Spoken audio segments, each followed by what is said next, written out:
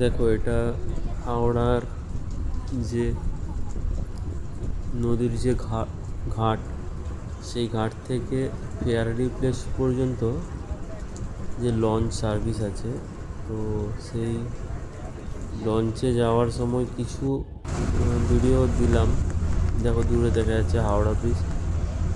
সৌভাগ্যক্রমে এমন একটা দিনে গিয়েছিলাম যেদিন এত সুন্দর বৃষ্টি একটা হচ্ছে নদীর মধ্যে, এবং হাওড়া।